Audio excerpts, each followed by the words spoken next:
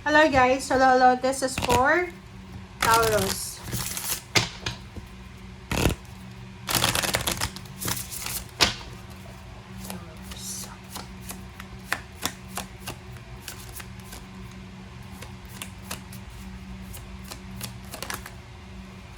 Okay, purification to resurrect. Parang ano to?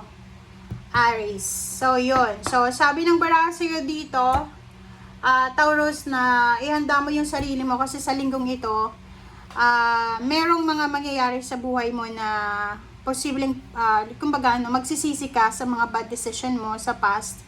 Ito na yung resulta ng mga bad decision mo.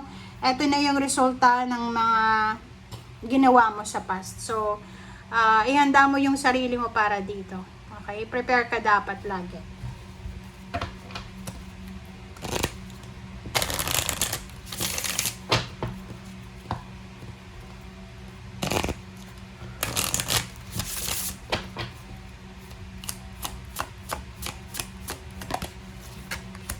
Okay, health.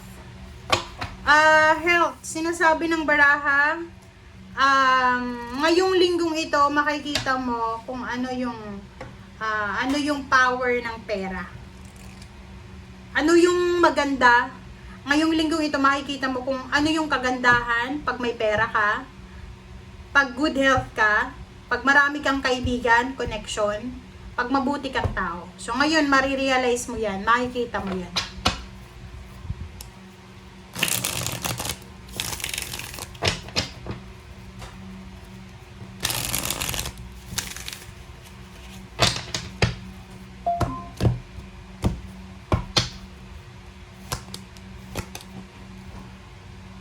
Okay, so Emperor and Chariot.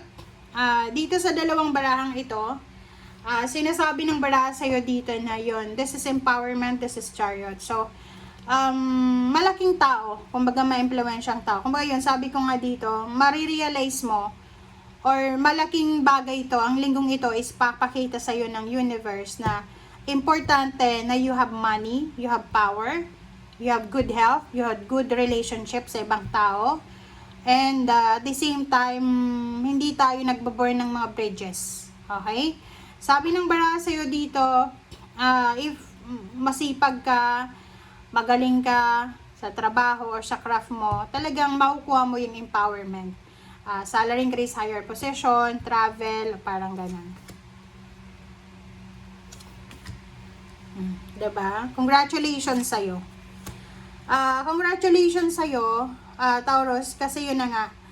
Sabi ko dito, kung masipag ka, magaling kang makisama, basta magaling ka, makakatanggap ka ng recognition, ng congratulatory messages, makakatanggap ka ng mga appreciation, parang ganon. And sa nakikita ko sa'yo dito, there's so much things na pwede kang ipagpasalamat ngayon, lalo na financial, stability and balance, and protectionan mo yan. Kasi maraming, ganun pag marami kang blessings na makukuha, marami din ng mga tao yung lalapit sa'yo para humingi ng tulong or whatsoever man. Isang masayang relationship ang posibleng gumuho ngayon. So, ngayong linggong ito, yun, possible na ma-promote ka, possible na maganda yung buhay mo, pero sa nakikita ko sa'yo dito, yung emotions mo, hindi siya balanse. Sa nakikita ko sa'yo dito, hindi masaya ang pamilya mo. You have a broken family. Parang ganun.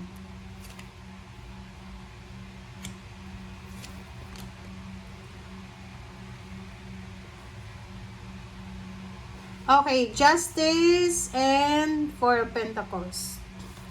Justice and Four of Pentacles. Sa nakikita ko sa'yo dito, sinasabi ng baraha sa'yo na there's a contract signing pwede. Pwedeng may dumating na kontrata.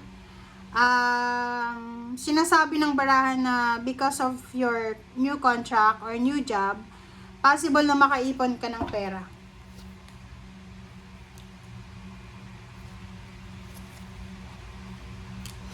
Wow, exciting na pagbabago to. So, pwedeng new job, new career, new love life, new place of work, new place of residence, Basta maraming exciting na mababago sa buhay mo. Okay?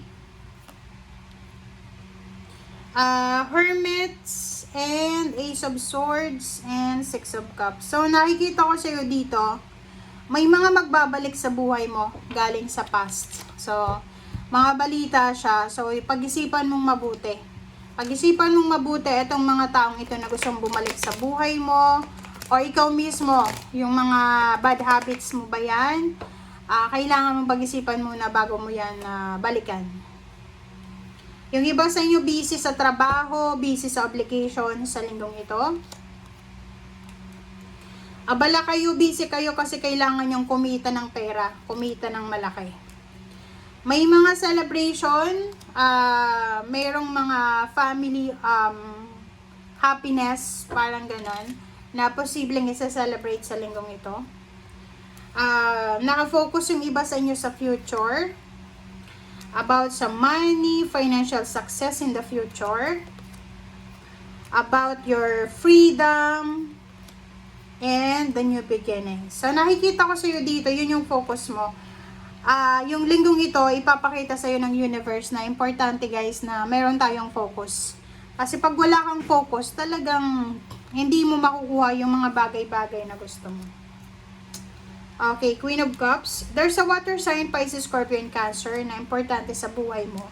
Maybe you're waiting for text, call, chat, or you're waiting for message from a water sign, from the water sign. Pero, sa nakikita ko sa'yo dito, walang kang makukuha na message.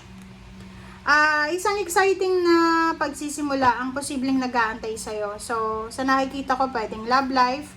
There's a new love life coming. May mga posibleng kasal na pwedeng, yun, may mga kasal, pagpapatayo ng bahay na pwedeng hindi matuloy, mag-aaway yung magkarelasyon, and then magre-result sa hiwalayan. But, hindi naman yun yung ending, kasi after ng hiwalayan, there's a new relationship na parating na bigla-biglang magkakaroon ng baby or bigla-biglang magkakaroon ng mga negosyo, ganyan-ganito. Yun na nga, dito sinasabi ng barahan na there's someone, like someone na naging mentor mo, water sign, Pisces, Scorpio, Cancer, fire sign, na posibleng hinihintay mo na mag-connect sa'yo, mag-message sa'yo, or kano pa man. Wala kang makukuhang message kahit maghintay ka pa. Okay? Sa nakikita ko sa'yo dito, ang linggong ito ay punong-puno ka ng motivation, inspiration na maging mayaman talaga. At yun yung focus mo. Sinasabi mo sa isip mo, simula Lunes hanggang Sabado, kailangan kong maging mayaman. Kasi pag mayaman ka, makukuha mo yung lahat. Okay? Lahat ng tao, lalapit sa'yo, ganyan, ganito. Okay? Thank you guys for watching. Bye!